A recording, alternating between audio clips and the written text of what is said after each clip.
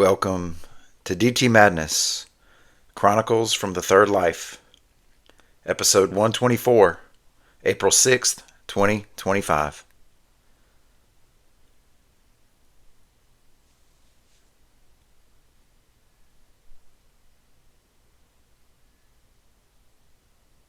The words that Mikey sings in the song Vacation by Widespread Panic.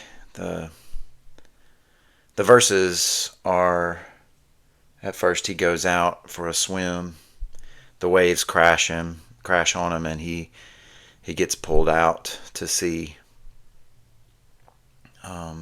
He goes up and climbs a rock, and the second stanza climbs a mountain, and the wind comes. The view is so great that he forgets to hang on, but his safety pin breaks and he's fallen. And in the third, he's out there, out at sea, and the ship begins to sink. But he says, "You came along with a raft and a song." It's a song I about isolation and desperation.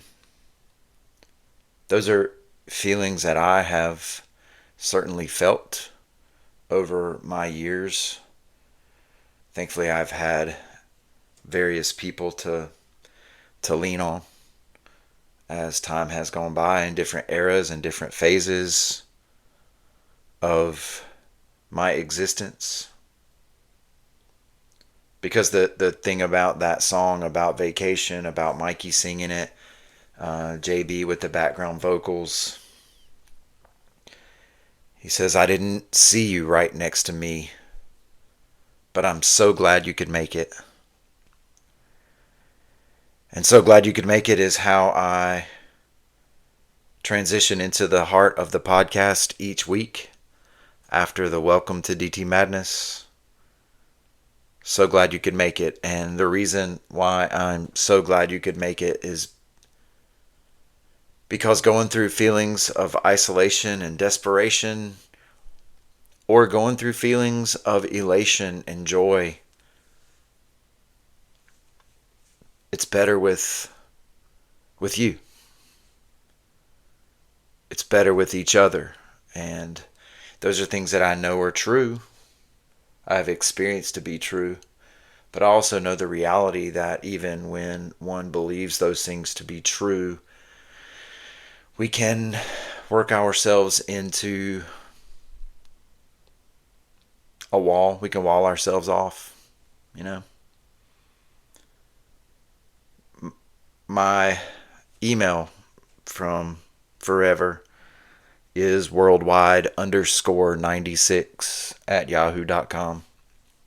Still my go-to email address. I've tried churchof6@gmail, and I use that for some. And of course, I've got my Cleveland County Schools email but even my mayor email goes forwarded to my Yahoo address, worldwide96. And the reason why I have that is because I graduated high school in 1996. And we call ourselves 9-6. And honestly, people that I met as we went to college and met more and more people who graduated in 96, it seemed like there was a whole bunch of people that were my people worldwide. The 9-6 is my core group from way on back, Everyone goes to elementary schools, and those are feeder schools that go into middle schools and then high schools. And once we all got together in 7th grade and we began to form and especially began to bond through middle school soccer and baseball and basketball, and then into freshman year in the halls of Crest, our core group developed, and we became Crest Crazies, taking our shirts off on Friday nights, leading the student section. We became the leaders in the school, academically and socially. and we all got into colleges together, and we celebrated all of those kinds of things today at 29 years later after graduating, but more than 30 years of being with these same people. We have text threads 10, 15 guys deep. When my dad passed away, it was the 9-6 that showed up right away. Not that other people didn't, but I just want to make the point that these guys are this the 9-6, man. And we lost one of us this week. And it hits. There's a movie that you may or may not be familiar with called Blazing Saddles. It's a Mel Brooks spoof satire. And it's set in the Wild West, or the West, and there's some frontiersmen that are out there, and there's a scene there where this guy gets up and speaks some authentic frontier gibberish. Olson Johnson was right about Samuel Johnson being. These guys are just the town meet. It's a town meeting, and this guy gets up and speaks a lot of nonsense, and then when he agrees with something, he says, "Reverend, Reverend." My guy Mark Ritter was the Reverend.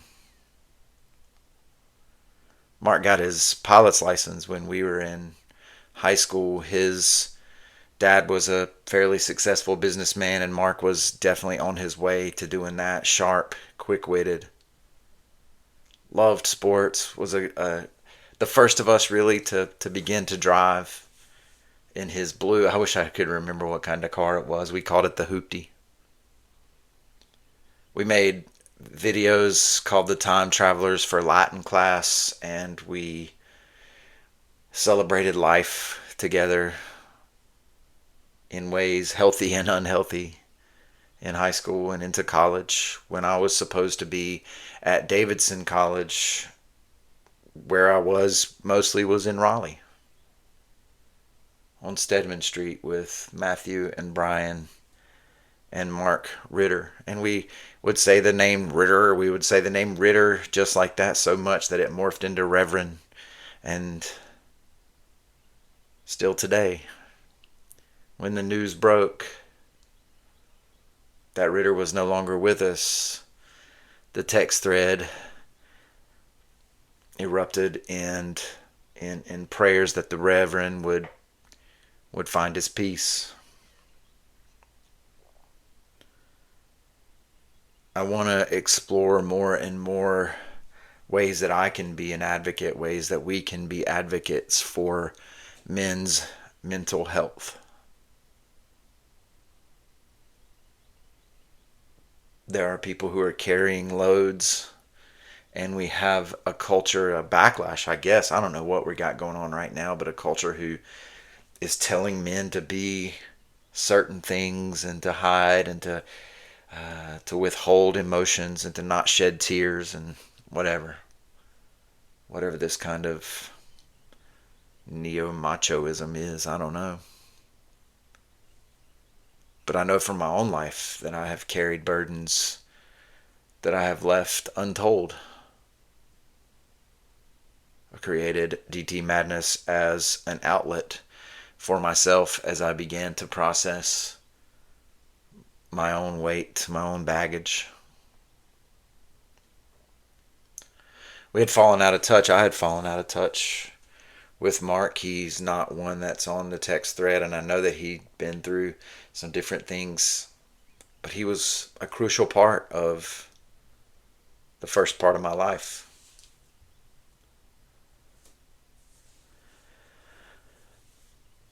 He was a man that was there for me in those days where I really needed it, and now he's gone, tragically, leaving behind a wake of trauma, no doubt. The second of our 9-6 group that has ended up ending life this way into his own hands. And the first one hit me because it was one of my first friends. But this one's different because he was us. This is 9-6. I've been listening to Widespread Panic. I know that most of the time on this podcast I talk a lot about fish, and certainly there's some of that to come. But I've been listening to Widespread Panic. In fact, they released an archival release from Athens 1998 when they did a live show in the streets of Athens. Some of our guys were down there. But that was Second Life stuff for me. That is music that I had put on the back burner for a while because it was definitely a time when in my life I was riddled with my own addictions, with my own negative coping strategies. Not to say that that music isn't some of the best music that's ever been produced, especially late 90s, early 2000s. Widespread Panic. The band that I've seen the most in terms of live shows, well over 100 times. Developed amazing friendships. But I've been listening to Widespread Panic this week because I've been remembering in time. Because it takes me back to that Second Life when this group called the 9-6 was such a critical piece to who I was and to who I am. Because consciousness is a mother. I'll leave the second word off because I don't want to put the little explicit tag on the podcast, but consciousness is a mother. Like, my consciousness is the same as it has been since I was 5, since I was 17, running around with these boys since I was in college. And those pieces are still me. And when something like this strikes at the heart of our identity, music helps. And I was watching what is called Panic in the Streets on YouTube. And it was a raucous, rowdy song. It wasn't a sentimental song even, but that was when the tears flowed a little bit for me, wrestling with the grief of losing the Reverend. It also highlights to me that I'm still working on putting pieces back together, that the selves that I have that have been severed, that have been discontinuous, I'm not sure, fractured, that through my own therapy and through my own coming to grips with who I am and what it means and how all those pieces fit, those are still puzzle pieces that are rough around the edges and may not be fitting seamlessly.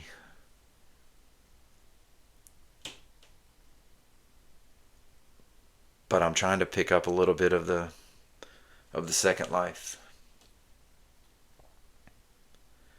So to the Reverend man and to his family, I do hope rest is where you are. And I do hope that we can all do more and speak up more and be more available for men and the mental health struggles that they deal with, the ways that our society is accepting and not accepting of certain ways to cope for men. It's fitting, I guess, that this week Good had me reading Tuesdays with Maury. I'd heard about the book. It'd been one that I flirted with reading a couple of times. I used to watch Mitch Albom on Sports Reporters on ESPN. So I was aware. The book itself isn't overly literary. It's not really engaging writing. It's not. It's pretty standard. Pretty standard. Not one that I would rate with 5 stars or anything like that. I think that these ideas could have been captured in better ways or more. I don't know. I don't know about better. I don't mean it like that. But Maury is dying, and Maury knows that he is, and so Mitch goes and meets with him. And one of the things that Maury says, and sorry if you want to pick it up, I don't think this really gives it away. It's not really an unpredictable book anyway.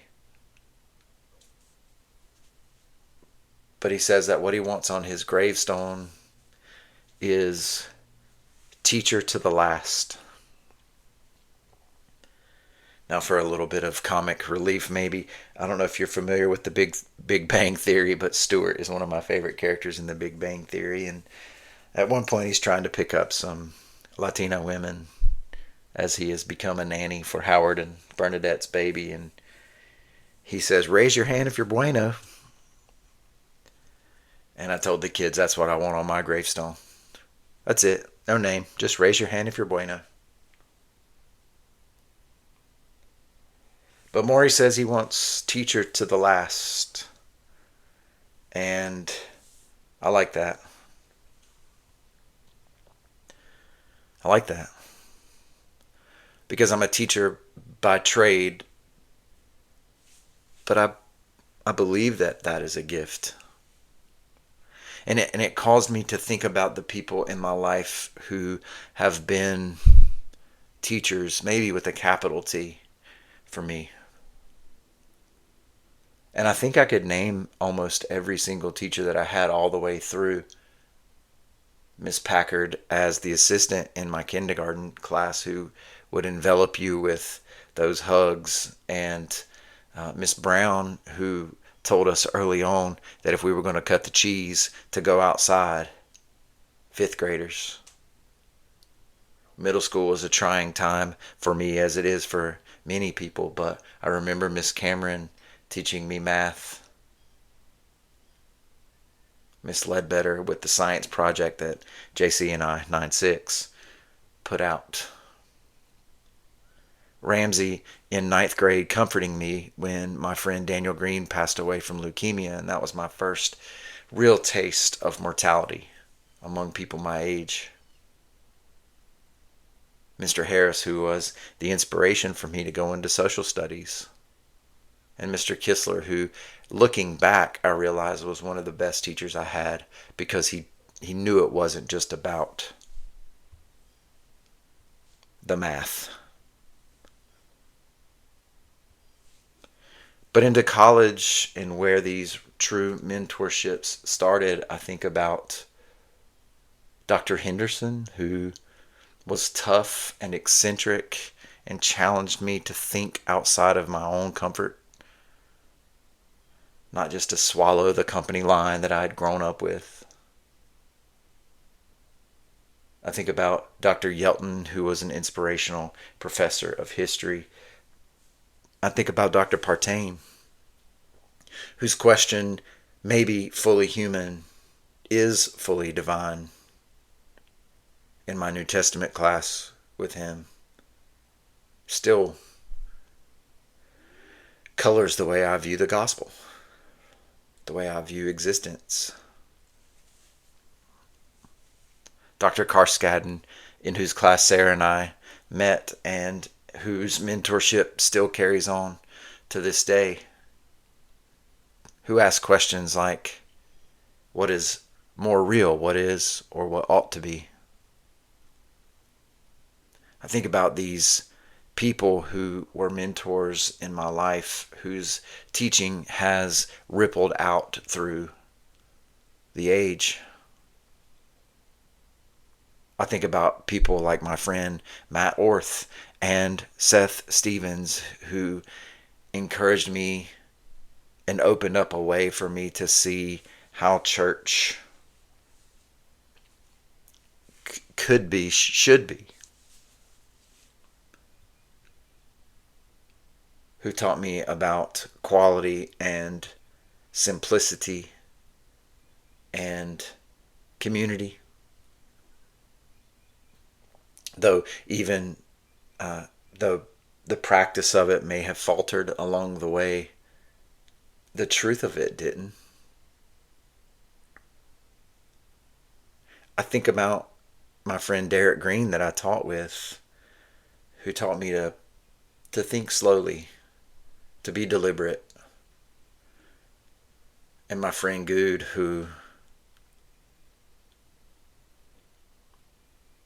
has the passion that every kid deserves. I'm coming off the hip here with this list of teachers, and I know that there are people who I could think of. My guy Fraser, who exemplifies joy and exuberance and gentleness.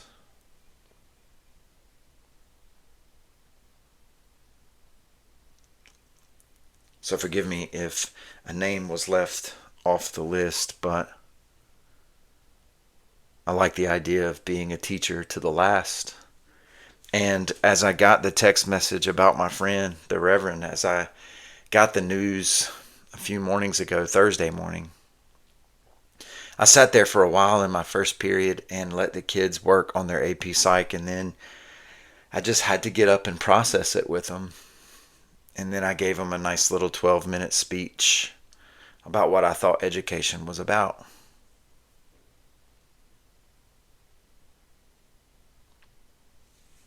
You know, it's about human connection.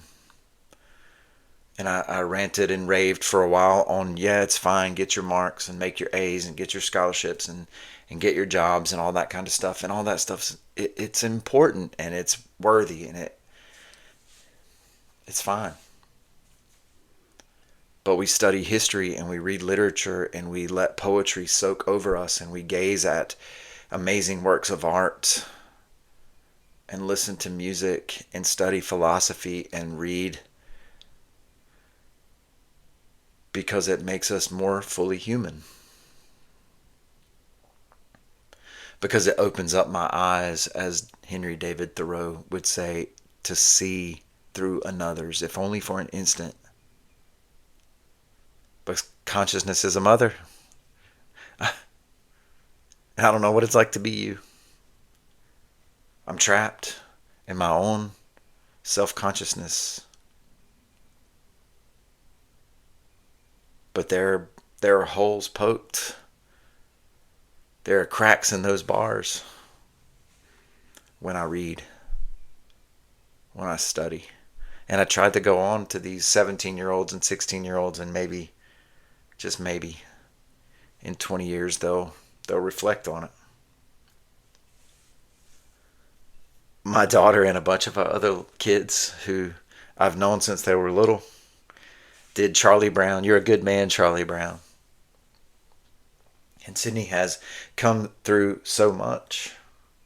And now she's standing on a stage as Snoopy and snapping and singing her heart out. And all the kids did. It was really something.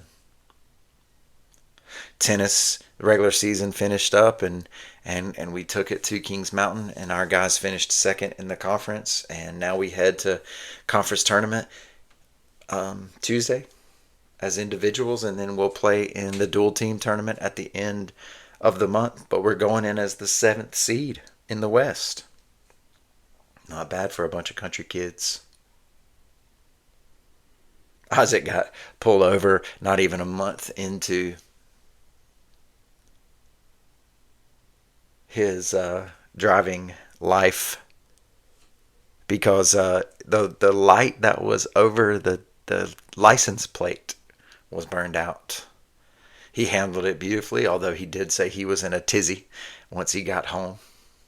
Well, we first asked what he said to the officer. He said, "What seems to be the problem, officer?" But of course he didn't say that. Not a very fresh 16-year-old driver.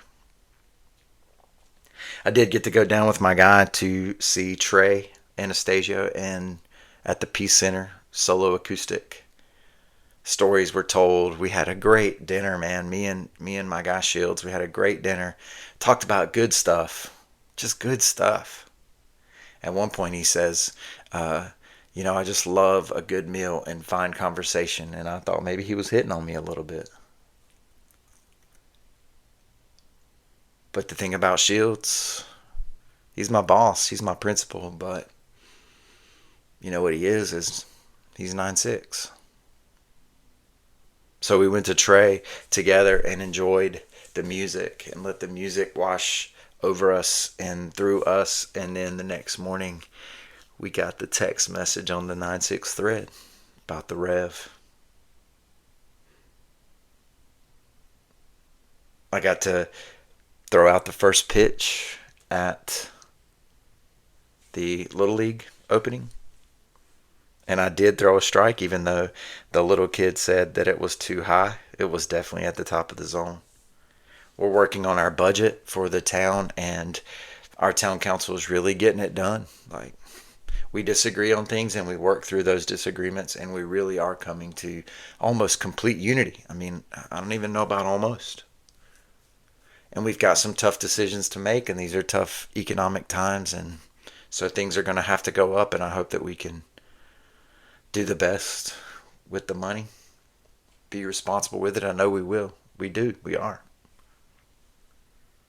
But all that stuff's going on because, as Robert Frost says, what he has learned about life, he can sum up in 3 words, and that is that life goes on. It goes on.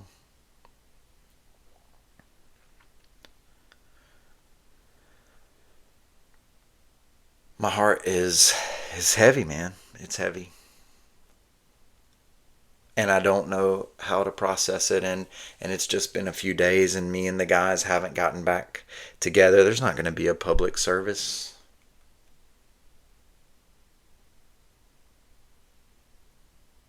But I just want you to know that if you are feeling those feelings of isolation and desperation, if you feel like the waves are crashing all around, or that your safety pin has broken and you're free falling, if you are sinking in the ocean, that I hope that there's somebody that you can see that's right next to you. I didn't see you were right next to me, Mikey sings. And sometimes our eyes get clouded with our own self-consciousness, our own stories that we tell, that we make up to protect ourselves. But I hope that you can break through that and really sing out, so glad you could make it. I hope that you've got those people in your life. And for those of you who know me, for those of you who have some type of connection, because I don't know who else listening to this thing once in a while, but if you have access to contact me and you don't have those people, let me know. I don't know how I can help, but I will want to try. Because I've been there.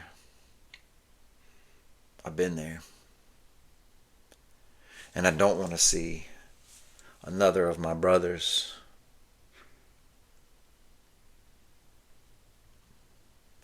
feel like there's nobody right next to him.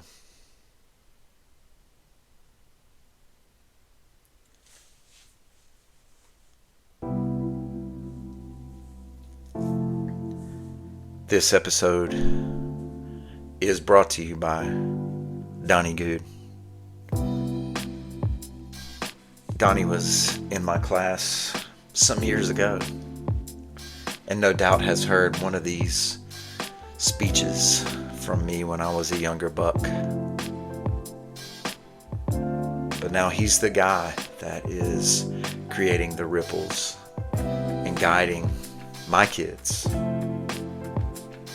He's the guy, he's the one that is there right next to him, so that she can come from the depths to standing on a doghouse and belting out it's supper time. Good is a teacher to the last.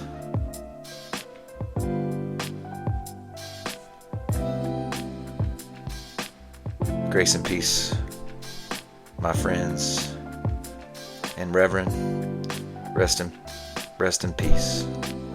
I hope you find it.